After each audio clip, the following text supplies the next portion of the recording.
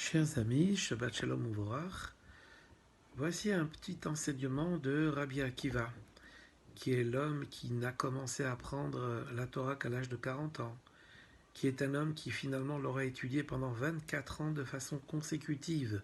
Il en est revenu de cette étude avec 24 000 élèves, les fameux 24 000 élèves de Rabbi Akiva, dont malheureusement nous savons le sort qui leur avait été réservé, parce que la tradition nous dit qu'ils ne se sont pas assez réservés de respect et d'honneur l'un envers l'autre, mais en vérité nous savons pertinemment que c'est précisément dans un trop grand élan d'intérêt pour l'autre, ils ont fini par manquer de respect, tellement ils voulaient faire partager à leurs semblables la vérité qu'ils pensaient détenir, et chacun d'entre eux, de ces 24 000 élèves, pensait à son tour détenir sa vérité, et puis finalement, les choses ne sont pas bien terminées.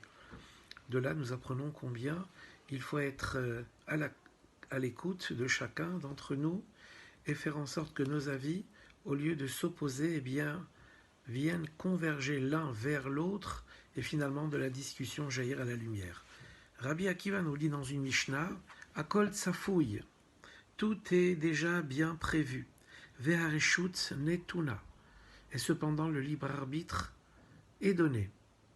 Alors peut-être pour illustrer, ne serait-ce que le début de cette Mishnah-là, nous avons un Tana qui est Rabbi Yohanan, qui lorsqu'il voyait le shalach, qui est le cormoran peut-être, si on peut le traduire comme ça, voler très haut et descendre très profondément dans les abîmes et aller chercher un poisson dont l'heure était venue.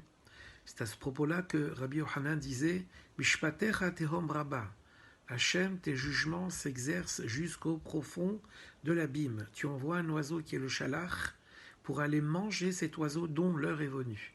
Donc voilà qui nous enseigne comment Hachem est au fait du plus petit détail dans sa création, puisqu'il la connaît comme un homme se connaît lui-même et ressent lui-même ce qui se passe en lui. Eh bien Hachem, puisque le monde est inscrit en lui, il en ressent chacune de ses vibrations, si l'on peut dire. Ensuite, la Mishnah continue et dit Uvotov haolam nidon. Et c'est dans le bien, par une mesure de bien, que le monde est jugé. Autrement dit, tout ce qui vient, ce qui arrive, ce qui nous arrive, finalement s'avérera nous arriver essentiellement pour le bien. Alors voici ici la citation du prophète Ishaïa, qui dit à propos de la venue de Mashiach Odocha Hashem ki anaftabi, yashov apecha utenahameni. Merci Hashem de t'être mis en colère, après moi, envers moi, mais je sais que ta colère s'est évanouie et tu me consoleras. Alors voilà ici une parabole que racontent nos sages. Il y avait une fois un homme qui avait entrepris de faire un voyage, mais voilà que peu de temps avant le voyage, il a été mordu de façon à ce que son pied ne puisse plus le porter. Et donc il a dû annuler ce voyage. Il a appris quelque temps après que le bateau dans lequel il devait embarquer avait fait naufrage et malheureusement il avait été perdu corps et bien. Cet homme-là a compris que ce qui lui était arrivé, cette piqûre qu'il avait eue au pied, qu'il avait finalement empêché d'embarquer, et bien finalement tout cela n'aura été que pour le bien, et c'est comme ça qu'il nous faut comprendre comment les choses sont gérées dans le monde. Une fois, Moshe Rabbeinu avait demandé à Hachem la permission de comprendre un peu plus les voies de Hachem.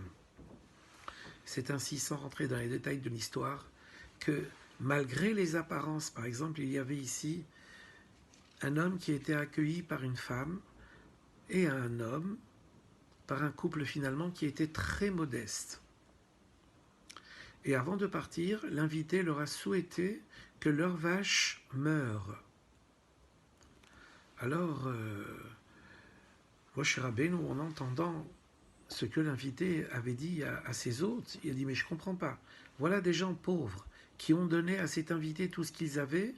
Et ce qu'a trouvé à dire l'invité à ses hôtes, c'est que votre vache meurt. » Alors Hachem a expliqué à Moshe Rabbeinu, comme c'est aussi l'histoire qui est arrivée avec Eliyahu Navi, mais Tout ça, c'est pour montrer que les voies de Hachem sont toujours justes. Alors, qu'avait expliqué Hachem à Moshe Rabbeinu?